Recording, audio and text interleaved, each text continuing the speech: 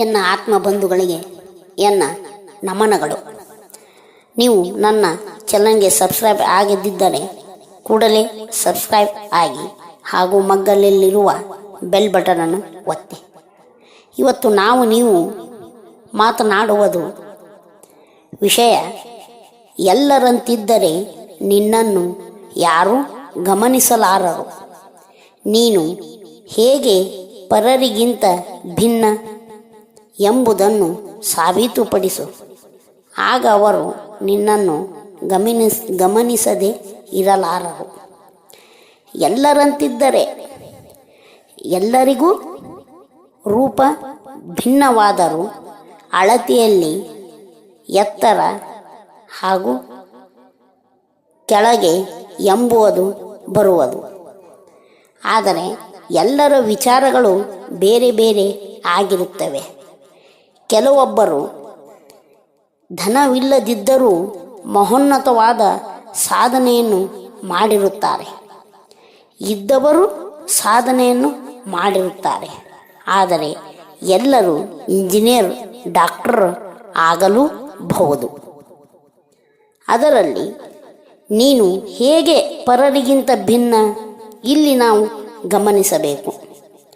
ಎಲ್ಲರೂ ಗೌರವವನ್ನು ಕೊಡಬೇಕಾದರೆ ನಮ್ಮಲ್ಲಿ ಏನಾದರೂ ಒಂದು ಮಹೋನ್ನತವಾದ ಸಾಧನೆ ಇರಲೇಬೇಕು. ಕೇವಲ ಮಾತನಾಡುವುದೇ ಸಾಧನೆ ಆಗಿರಬಾರದು. ನಮ್ಮದು ಸಾಧನೆ ಮಾತನಾಡುವಂತಿರಬೇಕು. ಕೇವಲ ನಮ್ಮಲ್ಲಿ ನನ್ನನ್ನು ಯಾರೂ ಗೌರವಿಸುವುದಿಲ್ಲ, ಯಾರೂ ನನಗೆ ಬಾ ಎನ್ನುವುದಿಲ್ಲ, ಮಾತನಾಡಿಸುವುದಿಲ್ಲ ಎಂಬ ಚಿಂತೆ ನಮ್ಮಲ್ಲಿ ಉಂಟಾಗುವುದು.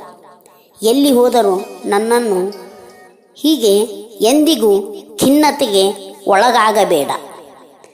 ನೀನು ಸಾಬೀತುಪಡಿಸು, ನಾನು ಎಲ್ಲರಿಗಿಂತ ಭಿನ್ನನಾಗಿದ್ದೇನೆ. ನನ್ನಲ್ಲಿಯೂ ಆ ಮಹೋನ್ನತವಾದ ಅತ್ಯುತ್ತಮವಾದ ಶಕ್ತಿ ಇದೆ. ನಾನು ಕೂಡ ಬೆಳೆಯಬಲ್ಲೆ, ನಾನು ಕೂಡ ಎತ್ತರಕ್ಕೆ ಹಾರಬಲ್ಲೆ ಎಂಬುದು ನಿನ್ನಲ್ಲಿ ಇಟ್ಟುಕೊಂಡು ಸಾಧಿಸು. ಕೇವಲ ಕಲಿತವರೇ ಸಾಧಿಸಿದಲ್ಲ, ಎಷ್ಟೋ ಮಂದಿ ಕಲಿಲಾರದವರು ಇದ್ದಾರೆ. ಹಾಗೂ ವಿಕಲಚೇತನರಾದ ಕಾಲಿಲ್ಲದವರು ಕೂಡ ತಮ್ಮ ಸ್ಪೋರ್ಟ್ಸ್ನಲ್ಲಿ ಎಷ್ಟೋ ಮಂದಿ ಸಾಧಿಸಿ ಹೋಗಿದ್ದಾರೆ. ಮಾಲತಿ ಹೊಳ್ಳ ಎಂಬುವರು ಕಾಲಿಲ್ಲ, ಆದರೂ ನಮ್ಮ ದೇಶಕ್ಕೆ ಹೆಸರನ್ನು ತಂದುಕೊಟ್ಟರು. ಮದರ್ ಥೆರೇಸಾ ಆಕೆ ಕೇವಲ ಒಬ್ಬಂಟಿಗೆ ಆದಳೂ ಕೂಡ ಎಷ್ಟೋ ನಮ್ಮ ದೇಶದಲ್ಲಿರುವ ನಿರ್ಗತಿಗರಿಗೆ ತಾಯಿಯಾಗಿ ಬಂದಳು ಮದರ್ ಥೆರೇಸಾ.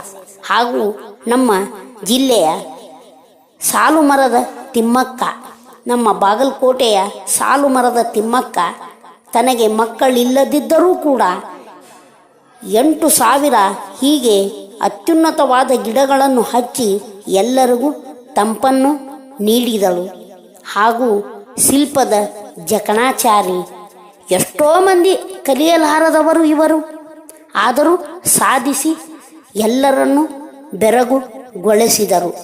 ಹೀಗೆ ನಾವು ಕೂಡ ಅವರಂತೆ ಶಕ್ತಿವಂತರಾಗಿದ್ದೇವೆ. ಅವರ ವಿಚಾರಗಳು ನಮ್ಮಲ್ಲಿಯೂ ಇದೆ.